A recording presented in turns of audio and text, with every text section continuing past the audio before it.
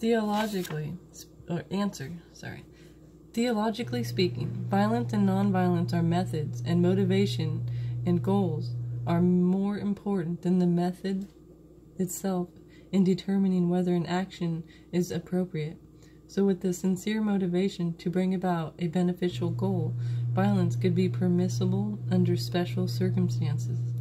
But then on a practical level, I think one of the major features of violence is that it is very unpredictable. So once you commit it, it may create many complications or side effects that were originally unforeseen.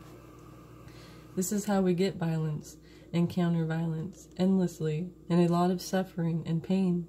I think the Kosovo situation happened exactly like that. For this reason, I think violence is better avoided. At a deeper level, I think the demarcation between violence and non-violence depends very much on motivation. If it is sincerely motivated with compassion, then a little harsh word or harsh physical action is essentially non-violent. With negative motivation, such as the desire to cheat or deceive or exploit, then even apparently friendly words and actions are essentially violent. Motivation is the most important factor in this sense.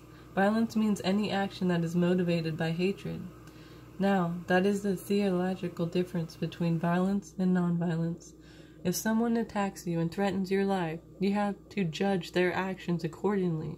Say, for instance, someone is harming you right now. You should not only defend yourself, but also elicit some appropriate action from the other person to encounter their own aggression. You have to weigh up the situation. If taking countermeasures against such a threat is likely to prove insignificant, then you have to seek other means to address the problem. But if you are faced with a threat to your life, then you should run away as quickly as possible. Then again, if you're concerned and there is simply no other way out, and you happen to have a weapon, you should aim for a part of the body that would not do lasting damage to the other person, while at the same time saving you from the situation. Whatever the circumstances, such situations are always difficult, but there is one thing which it is in our power to do. Whichever way we defend ourselves, we should not let our motivation be tinged with hatred towards the other person. We should deliberately try to act from a genuine sense of concern or sympathy. Question: if everything is the result of cause and effect, where does free will come from? Answer: when we speak about cause and effect, of course, we are talking about a universal principle that applies to all things and events, both animate and inanimate.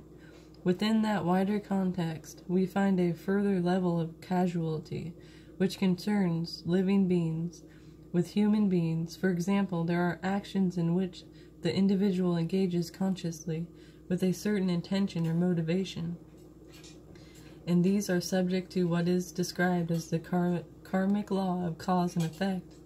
But although the law of karma is an instance of the general law of cause and effect, it specifically applies to intentional actions done by conscious agents. So the motivation of the individual is an integral part of the causal process. This alone suggests that the individual has a very active role to play in determining the course of the situation. We have discussed the fact that we are often under the control of powerful negative emotions and thoughts. So to this extent we lack freedom, but this is not to say that individuals have no active part to play in shaping their intention. The individual's active role is free will.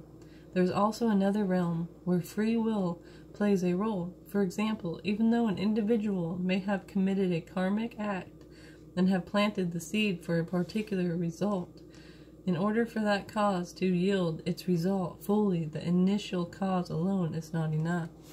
It needs subsequent conditions to activate it. Individuals have a choice. They can ensure that these conditions do not come about.